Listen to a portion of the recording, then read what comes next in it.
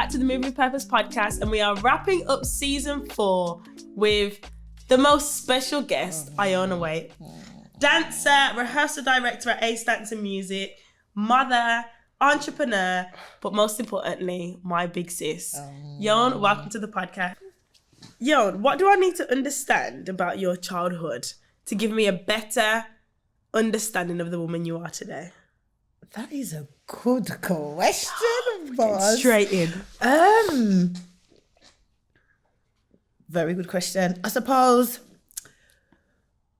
I had a standard childhood, I'd say. When I say standard, maybe not standard, I was always full of energy, which is how I am today. Always full of vibes. And my mum was like, okay, I need to do something with that energy. But I suppose on the flip side of that, because I was raised in a abusive household, that was also my mum's way of also protecting me, if that makes sense. So me being in a creative space and doing dance was that moment to release, obviously, all of the craziness at home. When I reflect back to my childhood, I always say, I wouldn't change it for the world at all. Like the trauma, the abuse, all of that stuff, more so with my mum, it's made me who I am today. So even if I could rewind time and have a fresh start and have a normal childhood and where mom and dad were all, I don't think I would, because it's really taught me to be resilient, to be bold, to be brave, but also it's really cemented the leader that I am as well, and what I want to give off and show and demonstrate, and that excellence and that you can and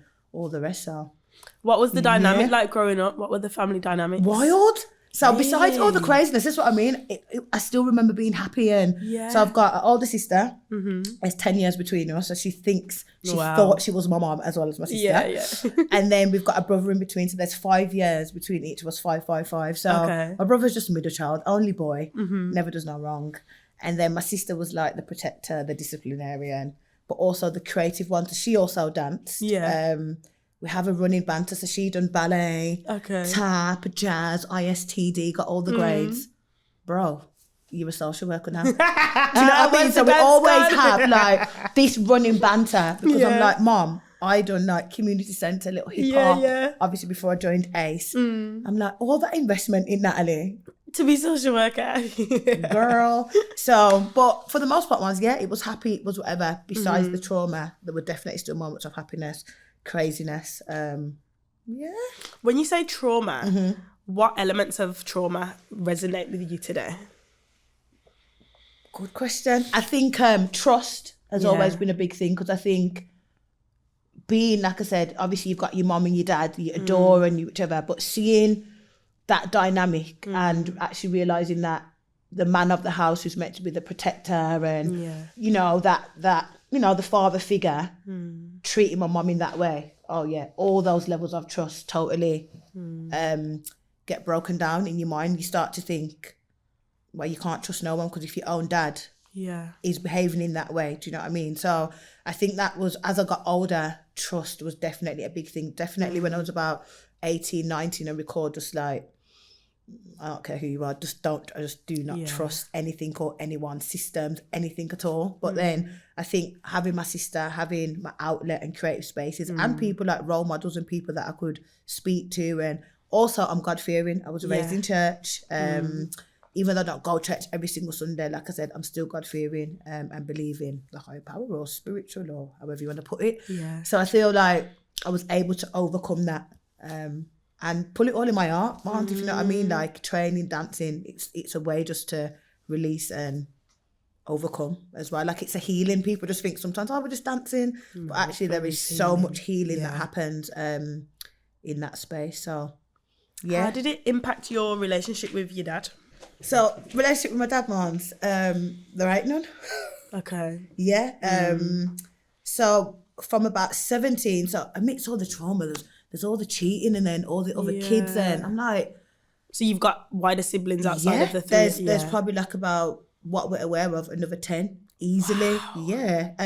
Some in Jamaica. That's what I mean. Like my man was doing bits. So when I was about 17, 18, long story short, my mum and dad were developing property back in Jamaica. And then he returned from Jamaica, and obviously at that point my mum was just like, you know, like it's enough now. Like you're announcing that you've got all these kids and all these things, so it was like enough. And at that moment it was like, okay, cut all ties. And then fast forward, my 21st birthday, went on a girls' holiday to Greece. Don't know if I ever told you this. Yeah. I'll tell you now. And on the last day of my holiday, we're all like riding quad bikes, having a good time, as you do. I got knocked off my quad bike, fractured my skull, brain hemorrhage, intensive care.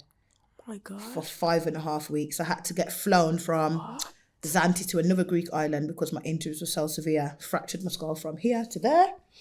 And so I was in intensive care and in like a seduced coma, for like 3.5 weeks. Woke up on week 4, and then I was obviously in recovery there. So my sister and my cousin flew over obviously to like be with me and stay. One of my friends, bless her, like to this day, like she was actually on the back of my bike. I only got a scratch on her arm. All right. Wow. So when that happened, obviously it was a big thing. Obviously my mum done, the due diligence. But everybody knew in the community if you kind of think, oh my gosh, Iona's been injured in Greece, whatever. So obviously when I came back, I had a doctor on the aeroplane with me, like from Manchester. It was embarrassing getting wheeled in the wheelchair. I was like, can't I just walk? Anyway, so when I got back, obviously he extended the olive branch to be like, obviously this is a scenario that's happened, so and so and so. Furthermore, my hospital bill was 10.5 grand. All right, yeah. Thank God for my little £7.95 insurance because it kicked in. And amen. But yeah, so he comes and obviously with this offering of money and like, are you okay and all this. And I was like, yeah, I'm fine. So do you know what I mean? There was that interaction when I was 21. What was the recovery like from that whole rough? So obviously coming back, oh my gosh, relaying it in my brain. So the part of my brain that was damaged was like where my memory sits. Yeah. So I had rehab for 8.5 months. I wasn't allowed to leave the house for 4 months at all, only to go to and from the hospital. So each week on a Monday, Wednesday and Friday, I'd go to Moseley Hall Hospital. And it's where soldiers go, like for PTSD. And every Monday, Wednesday and Friday I had to repeat like, what's my name? Have to walk like in a single path, all these things, as well as obviously checking on the hemorrhage in my brain and all of that. So I couldn't dance for 1.5 years. Also now prone to epilepsy, even though now it's kind of settled down. So in the early, like if there's any shows or anything in the theatre that's got like flashing lights and stuff, wasn't allowed to attend. So yeah, it was torture. How did you find not dancing for that amount of time? Hell, Mom, because it's different when it's a choice not to dance, but when you are being told like, sit down, the body, the mind, but I had no choice as well. I had to recover, and the thing that kept driving me was like, all right, if you don't get yourself better, you're not going to be able to dance long term. So as much as this is a rough time now, you have to just. And again, I had a great village, like Jesse, my partner, like he was there, my mom, my sister, Gail. Even back then? No way. So, and you know what's crazy about that, man? Before I went on the holiday, Jesse was like, I don't want you to go. His spirit was just like, so much just not sitting right with me about this holiday. But you're naive, you're like, just be funny. Girls tripping. It's a girls trip, you just be back, man. When he got the call, he was like, okay. Yeah. So, being off and not being able to dance, it was, like I said, hell, but we give God thanks. Like I'm hearing it to tell the tale. So each birthday is like a reminder of God's grace. So like it could have been a different story. It could have been you guys going to the cemetery to lay flowers, but I'm hearing it. I'm a living testimony of, His grace and pulling through. After that healing process, you first time back in the studio. Wild. What was that like? Bring me back to that day. I can't even remember the exact day, but I just know for sure I was on fire. I mean, you know what was funny? Because of when that happened, it also meant I couldn't finish my degree. Right. So I went away in the summer. Obviously my birthday's in August. Obviously that happened. Then that meant obviously that my third year of uni I couldn't do because obviously it was out. So then I had to defer my year to go back, which meant I graduated a year later than everybody else, all of that. But shortly after, so I went back to uni, and then I was awarded a BBC Performing Arts grant through A Stats in Music, which was a good little lump sum in terms of like touring, experience. So I remember getting back in the studio and we were creating a show and was getting ready to tour. I was just on fire. Buzzing. Yeah. I was like, yes. So, it was just great. And I remember, you know what, Mons, even thinking, when I woke up out of my coma, the first thing I asked, I remember it to this day, I turned to my friend, Corey at the time, and she was lying next to me. I was like, what's happened? She was like, oh, you've had a bad accident, like, don't get upset, whatever. And the first thing I said to her, do my legs work? Yeah. That was it. I didn't even ask about what else has happened with like whatever. My ankle bone had come out, and I remember obviously I had like stitches and bruises and or whatever. But I just remember saying, do my legs still work? Yeah. That's it. She was like, yeah, are your legs work? I was like, I am Chris. I was all right. I was like, all the other stuff, we can get back to that. Yeah. But as long as these two limbs work, thank you, Lord. So what age did your mum enroll you into dance class? I was about 7, 8, I want to say. Yeah, and that was at Newtown Community Centre. What? Doing hip hop. Yeah, it was a hip hop dance class. That was my first ever experience of like. Do you remember your teacher? Yeah, Shamela. Yeah, I remember it to this day, and it's funny because full circle, her daughter ended up coming to ACE. Oh, sick. So yeah, I still remember her, and then she was good friends with my sister as well. So later on, my sister became my dad's teacher at a point as well. So yeah. And then you started with hip hop. What did that journey look like, and how did you find ACE?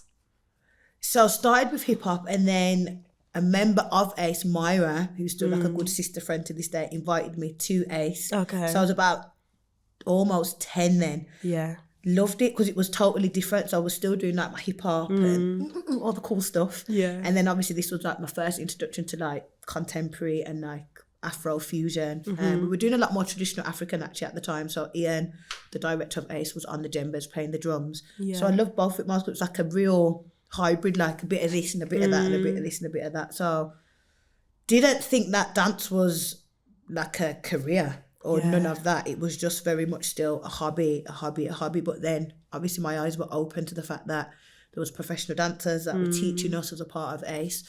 And then the fact that Gail trained at the Northern, obviously when we got a bit older, that trajectory in terms of going to train professionally, our eyes were open. Do you know what I mean? That it is a possible and it is a viable career where you can have a salary and have a car and have a house from being a dance artist. So had I have not been to ACE, I think my journey would have been different. I think I still would be dancing, but maybe not to the level where I am now. What made you choose to go to Northern? I think it was just because everybody in ACE went Northern. Okay. Do you know what I mean? Like all of the older ones. And like I said, because Gail trained there, we all just kind of went to Northern. I did audition. I had got a place at London Studio Centre, but that was more obviously commercial. Yeah. And you have to do drama, singing as part of that. And then at the time I was like, I do love musical theatre, but I just didn't see myself sustaining like 3 years there singing and dancing. I enjoyed the dancing more with me. And then I also auditioned for Erdang, got a place there. And no, I didn't do London Contemporary Dance School, just Northern and those two. So... What was the representation like at the university? Oh. Was there many people that looked like you? Nope. None at all. Well, not none at all. So there was 58 of us in our year, and there was 4 of us. Iona, Jerome, Lamphy, Miriam, Eshe. 5 of us in our year. There was a couple of other global majority, that's the term now, students in like our years above. Yeah. But I think, again, Gail really equipped us for what we was going into. Do you know what I mean? She already said that it's not going to be like our ACEs where it's diverse and all these spaces. So even being in that space, which is sad, like you have to be 10 times better, you have to work 10 times harder, and you've got to remember your why. You're there to get your degree, so don't get sucked into all of the rest and whatever. Yeah. And your support is here. It's home. So on the breaks, we used to always obviously go home, train with ACE, and just get that, like that love and that support you need again to go back and do another term. But I remember the first term ones, I came home every single weekend. Because you just couldn't settle. Like it, like I said, going from an environment where you are the majority and even just like the vibes and how you are, just the cultural understanding, then being in that space, and it's like, so it was very difficult to navigate, but we pushed through, and I just thought, I know what I'm here to get. Do you know what I mean? And that was my driving process. All the sacrifices from my mom financially, all of that. I was like, okay, we got to make this work. And what was the biggest win at university? So, I think just completing, like getting to them, because I was also the first one out of my household to go to uni. Oh, okay. So my sister and my brother never went to uni until now, like they have. But so I think that being said, like being the baby, being the youngest, going off, just completing that and that moment, like, yes, I've done it, I've achieved it. I think that was big. Obviously, my mom coming from Jamaica, like my granddad's Windrush. Do you know what I mean? Like that whole generational thing. I think completing and having that piece of paper, like, got my receipts, tick. That was a big accomplishment, especially with my accident and all of that as well. Yeah. So, yeah. So you leave university. What was the next trajectory of your career? What happened? Where did you go? So I remember third year, that's when I mashed up myself, all of that, finished. And then, again, what's great about ACE is this kind of, the whole point is you don't have to, but because we've got the professional side, Gal and always push us to come back. Do you know what I mean? It's that full circle. Nice. So on return, to be fair, Miles, I had a moment where I'd given up on dance, especially after my accident, and just your confidence. And when you're not seeing that representation in the contemporary sector and on stage, it's like, oh, okay. But again, them guys were like, come on, you've got to keep going. So my first proper job was actually in the education team, teaching. So that's always been my baby, always been my passion, being able to give back to those young people. And then whilst I was doing the education work, Gail was like, come on, you can't just not dance. Like, it's a given talent. Like, it's a natural thing that comes to you. So with a little prep talk, I'd done my first professional tour in 2014. Wow. 10 years ago. 2024 now. Yeah, 10 years ago. And what was that like? Did you feel a bit of imposter syndrome, or did you feel... Yeah, just like, whoa. It's an out-of-body experience as well, because obviously the dancers are not just from the UK. So in the company, there was 3 of us that were British, 1 from Japan, 1 who was Spanish. And where was Sophia from? She was German. So obviously mine's there. Next levels as well, because you know the training in Europe is no joke. But it was great. So we had a choreographer from South Africa that created one piece, and he was just very supportive of Black dancers anyway, and that encouragement and that support. And then we had a Spanish choreographer do the other piece. So it was intense. Like, you're dancing 10 till 6 every day. Wow. Ooh. Then you tour, which is not as glamorous as everybody thinks. People just see on Instagram, oh, you're in India, you're in Dubai, you're in LA. Some days, mind you, going in like 17-hour flight to South Africa. Wow. You're out within 2 days. Like, you do 2 days of shows and you're back on the plane. Do you know what I mean? So there's no like... or not all the time we're fortunate to like see the space, like see the country. And then sometimes you've got to deal with different time zones. Like, you go to Canada, you're 5 hours behind. You've got a matinee show at 2:00, which is like whatever time in the morning. So your brain's frazzled. So what is your next experience? A very addictive one as well, because once you've done it. Yeah. In the midst of obviously touring and traveling, you developed a love for travel for yourself, right? Yeah. Talk to me a little bit about that. What was that about? Again, so rewind from young, every summer on an aeroplane. Okay. Do you know what I mean? It was always to Jamaica, to be fair. My mum was like, you got to learn the routes, you got to go. And I ended up doing 2 years in school in Jamaica. Okay, no way, I didn't know that. I done the thing, so from year 4 to year 6, I came back just before secondary school. No way. So I think just that love of like traveling, seeing the world, and I think touring, seeing the world, it humbles you and it gives you perspective. So besides that, I was like, okay, besides obviously in the dance realm, I want to explore like as Iona see the world. So even to this day, it's still like every time I see you somewhere else, I'm like, what has it offered you? What has traveling offered you? So much, man. Like, it's hard to put into words sometimes because it's like, I think number one, like I said, it's so humbling. Seeing other cultures, seeing how other people live really kind of opened your eyes and opened your heart as well. I think we are very fortunate as British people, you know, and I think sometimes because we're here and we're in the middle of it, it's like, we've always got something to say about the government, haven't we, and or whatever. But then when you see people who aren't as fortunate and don't have, and just basic things like healthcare or... I remember vividly, I spent some time in South Africa and I volunteered at an orphanage with some young kids, and that sticks with me to this day, just like their happiness. And they don't have nothing, just like basic sanitation, like toilet paper or but they are happy as Larry. You know, man, you've done mission work. Yeah, do you know what I mean? yeah. So sometimes when we're like moaning about the simple things like, oh, I haven't done this, or I didn't get my hair done, or whatever, you've got to remember, people haven't even had a meal. When you think about dance now, and obviously you performing and touring, now you're in a slightly different bag, senior rehearsal director bag. Where do you prefer to be? Good question. Where are you most in flow? So I was really nervous about that transition, actually. Yeah. So my transition was quite organic, I think. So I'd done 3 productions over the 10 years, because how we work, we create and then we tour for like a year and a half, then we have an education year, then we do a new show, do a new show. Yeah. Then the pandemic hit during a tour, literally. So we were touring, pandemic hits, obviously everything was forced to shut down. And then I sat with my thoughts, I feel like I was getting to the point where I was fulfilled anyway, and starting to think about next steps. What's my trajectory? I'm getting into my 30s now. What does that look like? But I was nervous about that transition, because I really thought, am I going to be able to sit still? Yeah. Do you know what I mean? And like having years of just being in the studio, being on the go, am I going to really be able to sit still and not have that buzz?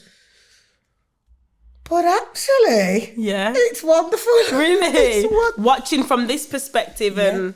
Yeah, I think you've got to have a certain eye as well. So it's not just easy just to be like on the outside. And a lot of it is people management. Yeah.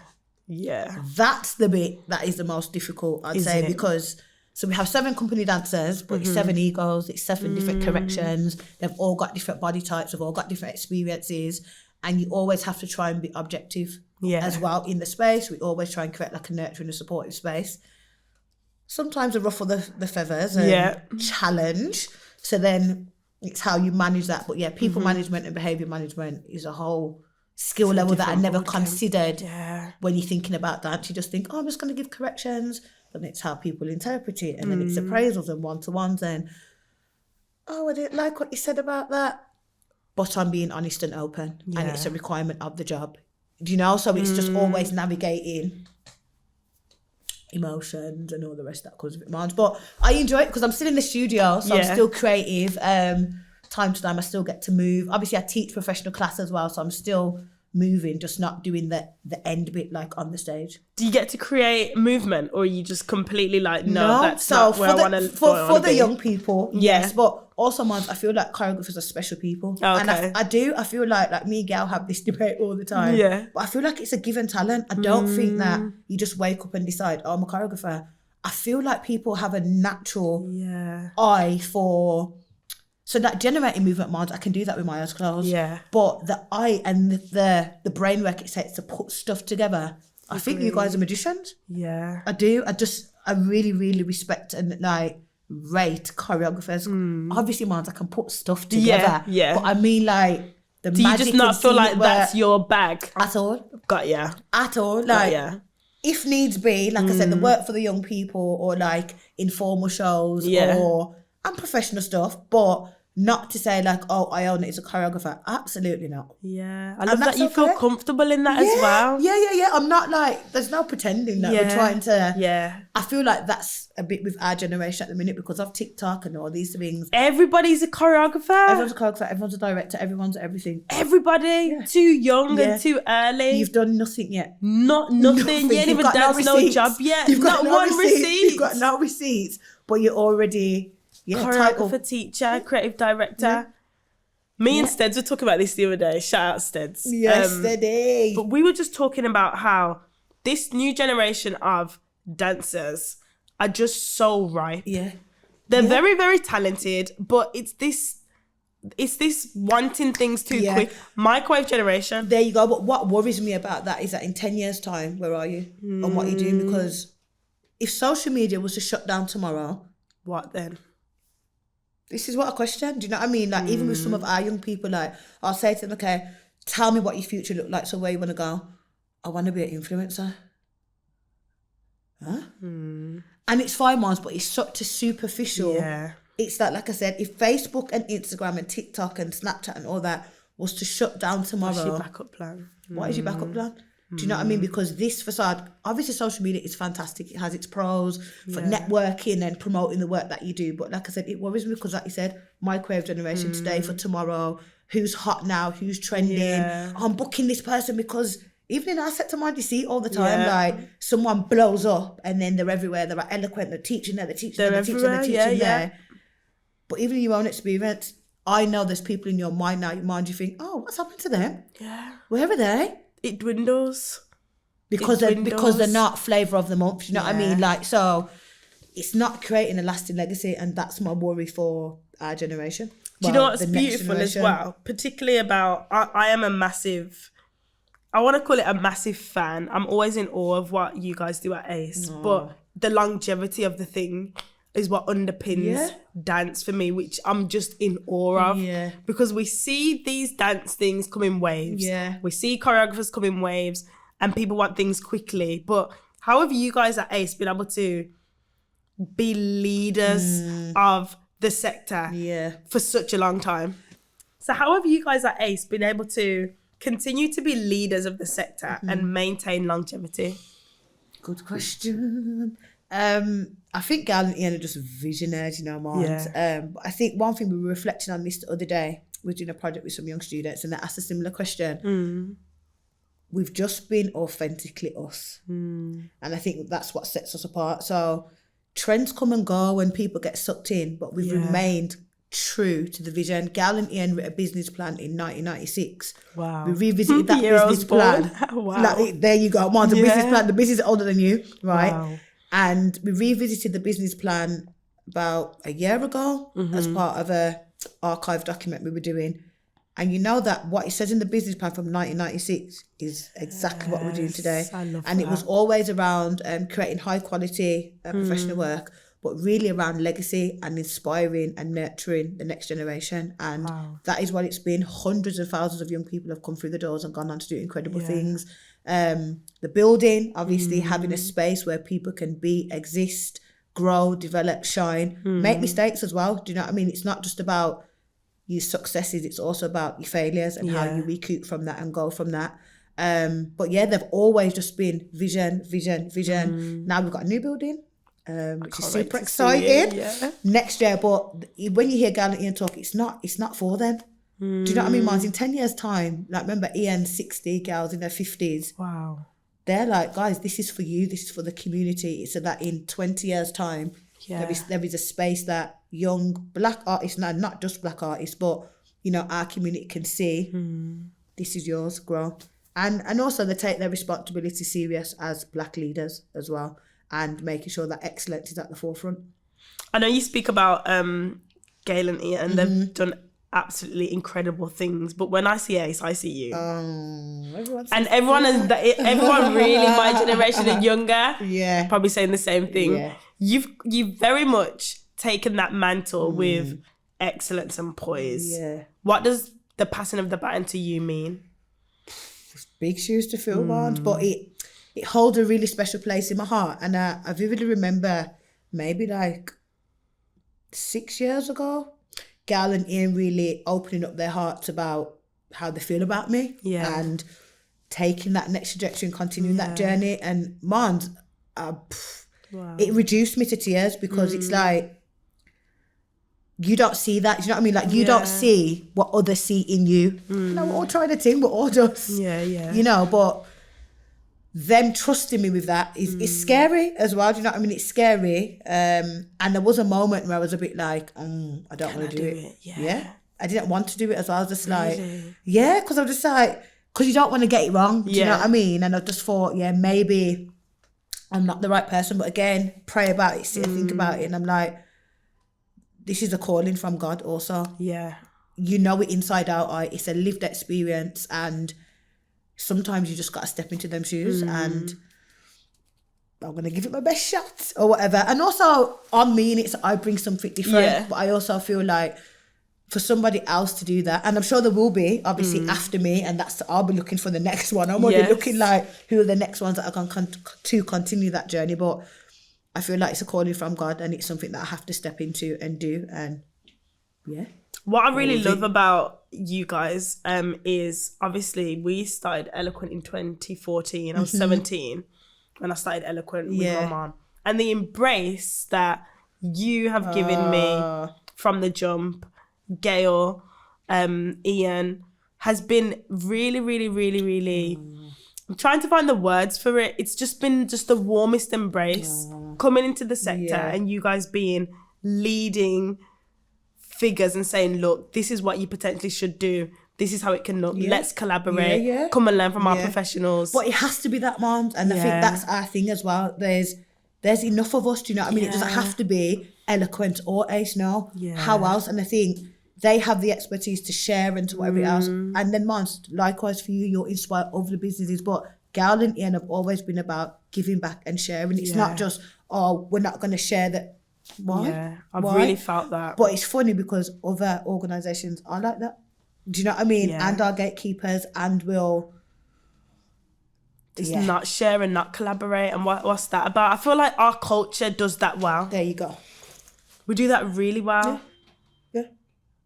But it's not okay. Do you know what I mean? We need to do better. We need to do better in terms of sharing, giving, working collectively as well. Like, so I think hopefully in years to come, my wish is that by the time Zaori is your age, our age, that, you know, things change. There's more people like us in the space. It's not as difficult to access certain things. I'm sure you guys have had lots of challenges along the way, Mons, but I hope that some of those barriers are a lot easier to break down by the time our little humans are our age. You spoke about Zaori. Talk to me a little bit about when you found out you were going to become a mom. Shock! It was a surprise. I was 12 weeks pregnant and I didn't even know. What? 3 months in? Bro. Not an inkling? The only thing that was an not inkling even a sickness? is everything just smelt funny. Yeah. Do you know what I mean? So I was thinking, and I also was getting a little pain in my side. But I just thought, women in it, you always get pains and little iggles and niggles. And then Jessie was like, maybe you need to take a test or whatever it is. But I had booked a scan because previously I had a cyst on my ovary. Okay. So I was like, okay, let me just do a 2-in-1, check that maybe the cyst is acting up again. Bro, lie on the bed. Obviously Jessie comes along. She was like, Iona, there's 2 cysts. I was like, makes sense now. Okay. There's 2 cysts. They've come back, buzzing. And there's a little human. Huh? Man, the shock. The floodgates of heaven open up. Don't put barling that are barred on that bed. Because it's shock, but shock beyond belief. Yeah. Jessie's like, all right. So, it was total shock. She was totally and you didn't plan it at all? Nah, like, obviously we were always like, okay, soon. Yeah. But you always say soon. Like, we've been saying soon for the last 5 years. But God was like, okay, soon. It's now. It's now. So, yeah, she's our little wild, energetic bundle of joy. What was pregnancy like dancing still? Because you were still moving. Yeah. I seen you. You was moving. Yeah. So, Mons, I had a great pregnancy. I was still on tour. I'd set my mind as like, I am going to finish this tour. Yeah. And I finished it. So all up and down, everywhere, up and down, on the minibus, off the minibus. I was like, oh my God. Early start, still teaching class, still rehearsing the dancers, me and the belly. Right up until the end. And I hear that. Up until that last curtain call in, where was the last show? I think it was Norfolk or Wales even. How many months pregnant at this point? So, Mons, I signed off work the Thursday. Zaori was born the Sunday. Oh my life. No, you never. Absolutely. Right up until the end, yeah. But I was well. I was fit. I had no sickness. So why not? Or whatever, do you know what I mean? And I really was like, I was thriving. Like I was okay. Yeah. So I went right to the end, literally right up onto that wire. And I think if I wasn't being induced, mate, I would have been in the studio having that baby. Probably. I don't even put it past you. Yeah, I would have been in the studio like, let's go. Did you feel ready? What was the birth process like? Ready? Is that even a thing? I know. Ready? Birth was horrific, traumatic. I had the emergency section.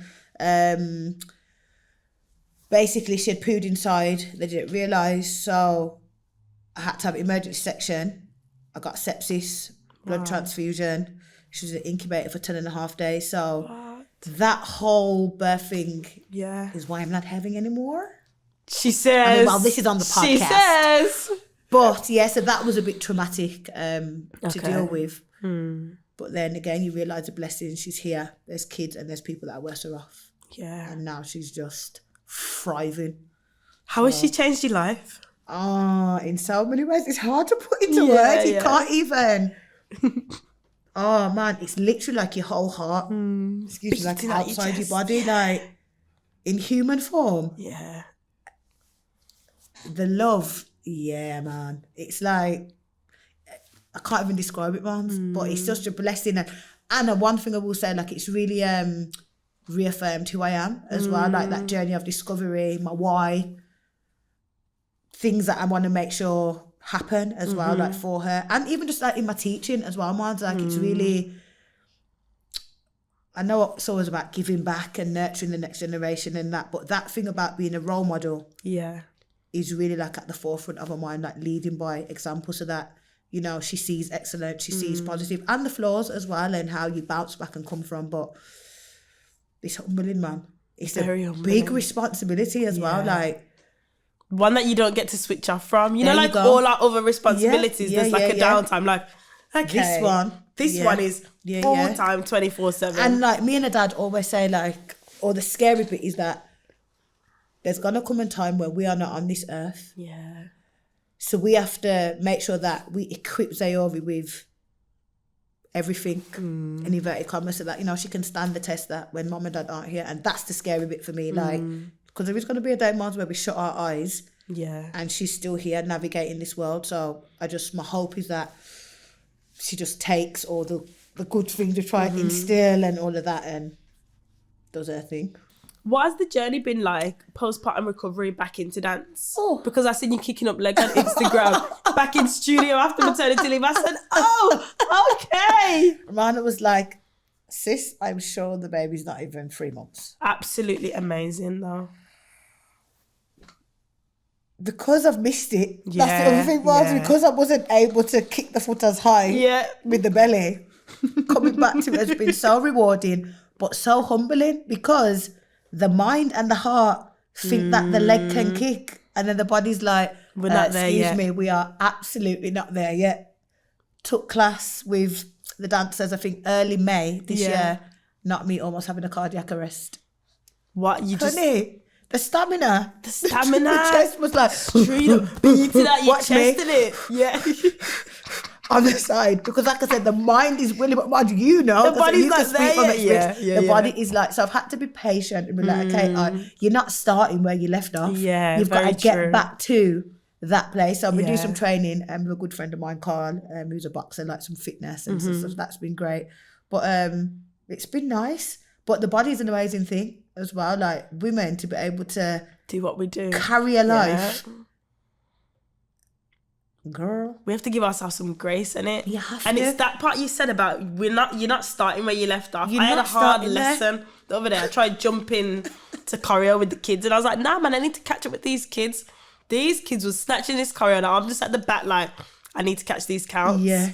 But at the same time, man, give yourself grace, because hello, your son's 5 months. That's what I was just about to say. Little man's not even half a year yet. Not even. And I'm out here trying to catch counts with the kids.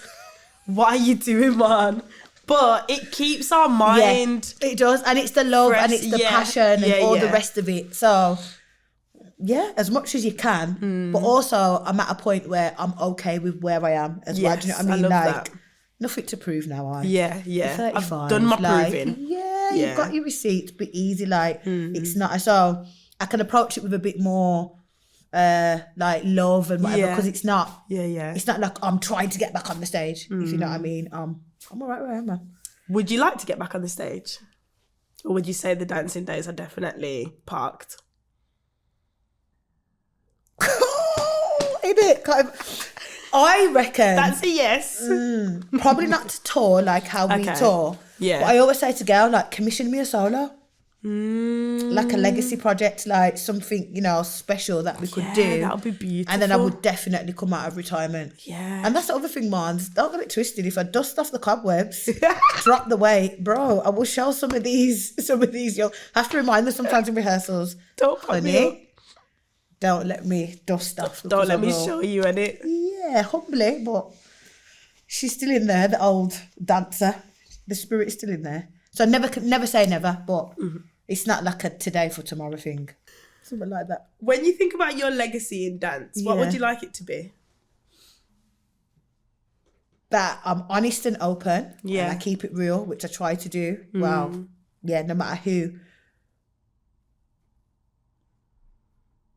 I give it my all. Definitely, like, give it my all. And I showed up for you. Yeah. When it mattered. I love that. So I don't know if that's my legacy, but I've more how I'd like to be remembered. Like, I'm positive. I'm always positive, man. Even on my down days, like, I'm very aware when I come into a space how that impacts or influences other people. So even when I've had 2 hours sleep because they're always up in the middle of the night, Gallantine will tell you, I come to work with a positive mindset. So I really try and foster that. So I'd like to be remembered as like, positive, good vibes. Yeah. Aside from dance, yes, what do you love to do? I love reading. Love a book. Like, what type of book? Like fiction. Okay. Oh, love a James Patterson. Really? Love a Harlan Coben. Oh, I love a Harlan Coben. Love a Harlan The Netflix series alone. Honey. No one writes like Harlan. Have you seen the new one that's coming in? My man is next level. So James Patterson, Harlan Coben. So I love a fiction. What else do I like to do?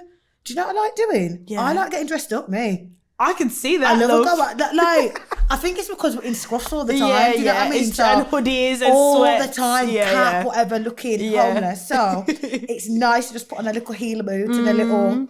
Love going for food. Yeah. Man, no, like love a eat out. Like love a eat out.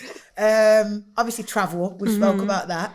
What else? I love walking as well. So lockdown, I walked every single day. Like, I just used to get up in the morning just to keep you moving. And just like, it's just a time to just take nature in. I feel like because we drive, you know what I mean, we never just have a moment in nature, just taking our surroundings. So I love to walk. What else? And then just family time, just like love like quality time with family, friends, catching up. I think they're my main things that I love to do. Now that you're a mum, what would you say your non-negotiables are? Good one. Because I feel like when we become mums, we have to reset the boundaries. You've got to reset. Yeah. Like my time. Okay. And what I mean by that is like respecting of time. I've become so more respecting of time and other people's time. Yeah. And my child's time. Do you know what I mean? So when I've switched off, or if I've, like earlier, seen my phone ringing, if I've drawn the line, I've drawn the line. Do you know what I mean? So because also, man, while she's this age and while she's little, the time is precious with me, and we're going to blink and she's 10 and 11 and 12. So I'm really strict on myself and Jeezy, and just like, I don't, it's just non-negotiable sometimes. And just also my time, like for me as Iona, like it's important for me to have that rest and repair and that moment to shut off. I can't do it all, and I'm not a superhuman. So if I don't have a day or a few hours just to kind of mentally reset, you can't pour from an empty cup. What does that look like for you? How do you reset? The phones off, have a moment. Or there'll just be days where I'm literally just at home doing nothing. And I love them days. We always debate about that, like me and Jess is like, oh, you have a day off but you're still doing stuff. So I've become much more like, okay, this is an off day, and that means rest, do nothing, take a little second. Or like, because we've got a great village, village needs to kick in. Yeah. Have you goddaughter? Absolutely. Have your niece and your nephew? I'm having a second. Yeah. Do you know what I mean? Like a couple of weekends ago, I phoned my mum and I was like, Mum, I'm dropping Zayobi off. Don't ask me when I'm coming back. Don't ask about nothing. I'll see you in 24 hours. Right. Just to have that moment for you. 100%. Was it all getting a bit too much? I just felt like, like burning the candle at both ends. And because I don't normally work Fridays, I'd done like 4 Fridays in a row. So it's like a 5-day week, Monday, Tuesday, Wednesday, Thursday, Friday, Saturday. Yeah, too much. I'd hit my capacity, including my mum capacity. Yeah. Do you know what I mean? Because there's 2 capacities we work with now, you know, Mum. Absolutely. It's like your work capacity and then your mum capacity. Yeah. Girl, so. And when both of them are unread, so I hit that point the other day. The mum capacity was absolutely empty and the work capacity was empty. Yeah. And I literally felt like I was just going to bonfire on everybody. Because it does, because you manifest and it starts to project and then even like my skin, like I've had my hair cut, like it starts to manifest in other ways. And I'm like, okay, like I said, you cannot pour from an empty cup. Yeah. So like today, ask me if I've had what I've eaten. Yeah, even stopped to have what are we now, like 3 o'clock? Yeah. I've had a packet of cruise. Because we're just constantly... Once the little human, or humans in your case, are sorted, they're the priority, whatever, we forget about us. So I'm learning to be like, you cannot pour from an empty cup. You spoke about Jeezy. Tell me how you met. Do you want the funny story? I want the funny story. So we met in our day, moms. Yeah. I don't know if you're old enough to remember, but do you remember the KFC in town? No. Oh, God. Yes. The one by the ramp at the bottom, by the hair shop. Is there a KFC there? Where there was a KFC and there's a McDonald's where Toys R Us. Yes. Right. Yeah. So that used to be the little gathering in our generation. So you'd get the bus, everyone's outside KFC. Yeah. Bearing in mind, my school's in Walsall. So I have no business. I live in Aston. Yeah. I have no business even going to town because the 51 bus takes you from Walsall to Legacy Centre. That's my bus stop. Get off, walk home. Yeah. But you take fast. Anyway, long story short, one day I was on the bus outside KFC, went into KFC, and Jeezy was in there in the Adidas tracksuit, but it had all graffiti on the back. And I was like, oh, that boy's tracksuit's nice. Just like figure of speech, not even whatever. He turned around, I was like, oh, the face is all right too. Nice. But just carried on, like, wasn't even nothing of it. But my friend I was with at the time was Jeezy's cousin. So she was like, oh, that's my cousin. Just chatting. Obviously, he was like, oh, yeah, you're right. Small talk. Yeah. And then I'd seen him again at like a family function and something else of the friend. And, we just start seeing people. But we genuinely just became friends. Like, there wasn't even no... Yeah. I obviously thought he was nice, but there wasn't no romance or whatever. And then he had a girlfriend at the time, so even more. So I'm like, oh, yeah, cool. Then that popped down. Yeah. And then we started talking like more on that level. And then fast forward, literally just before I turned 21, he was like, oh, we be my girlfriend. I was like, all right. So, yeah. So how long have you been together now? 15 years. Wow. A shift. A shift and a half. A shift. So, yeah, but he's my person, my soulmate, all the rest of it. He's a good egg. What do you love about Jeez?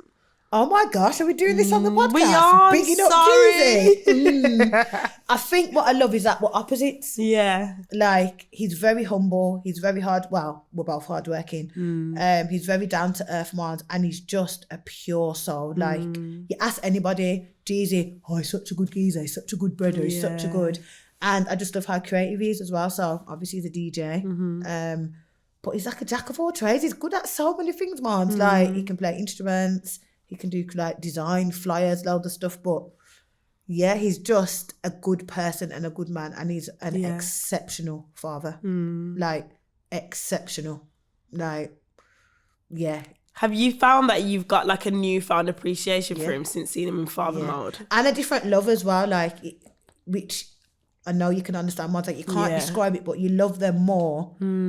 In that role, like seeing how the parent and then seeing how Zayoria is in awe of her dad. That in itself, like daddy, daughter. Yeah. And I think because of my childhood and those traumas and things that happened, seeing that now is like that she has that. Yeah, she has that. And even if we was to break up in the future, God forbid, I just know, like, I'm so confident that will not shift and change. Do you know what I mean? He's one of 6 boys. All boys, and he's the youngest, but he's got a great example as well. So yeah, Jeezy's obviously, we have our days. Yeah, we clash, we go at it, but for the most part, yeah, he's a good find. It's such a beautiful place, isn't it? Knowing that our girls have good dads. Yeah. I mean, Rain must have seen it on the video. She says, "Mommy, that's my dad." Yeah, I said, "That's mine, man." Listen, before you was even about, girl. Exactly. Before you was about. How important is it for you to have strong family principles for Zay? Top of the list. It's not even a question. Like, it is a must because that's what it's learnt behaviour. Yeah. So what we demonstrate, what we show her, all those things, she will it will manifest in her own life, in her decision making when she's an adult. So yeah, family time, like I said, what we invest, what we speak into her life as well. Mom's like, we just hope that, like I said, when she's older, it doesn't backfire. Because this is a reality, do you know what I mean? Mom's like, kids can have the best upbringing. And still, yeah, very true. And the world that we're in today, do you know, it's a very scary place. So, like I said, I just hope and pray that she makes those right decisions. And yeah. For our listeners that are watching that are currently in dance and are considering the whole motherhood thing, I've had a couple of people message me about this. This is what I wanted to dig into. Yeah. What would your advice be on juggling dance and motherhood? From a physical, mental and emotional perspective. The great bit about juggling the both for me is that there's an outlet. Yeah.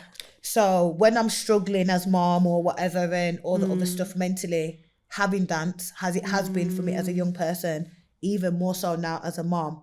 Healing in it, that healing, that moment to outlet, to just be... It works. It's therapeutic, you know what I mean? That is my therapy. So when I'm not being able to sit down and have these conversations or with family and friends, that is my space to do that and to heal and to whichever. I think you have to be realistic as well. It's never going to be like this. Yeah. And you have to know that before getting into it. One thing is going to outweigh the other. Doesn't mean that it's always going to be dance, it's always going to be motherhood, but it's never going to be a level playing field. And you have to know what your priority is and how you manage that. Do you know what I mean? And also be okay with that. That sometimes, you're dancing and your career is going to be a little bit before motherhood. Yeah. Do you know what I mean, Mars? For some people, that might not be okay. But for me, I'm also okay with that. Do you know what I mean? There are going to be moments where I'm sacrificing. But like I said, going into it, you've just got to be prepared that, it's a juggle mentally, physically, spiritually, and all the rest. What else? But yeah, it's also doable. Do you know what I mean? You can manage it with the right mindset, I think. What would you say is next for Iona? Oh God.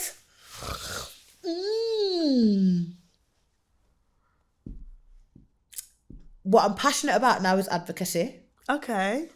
What kind of perspective?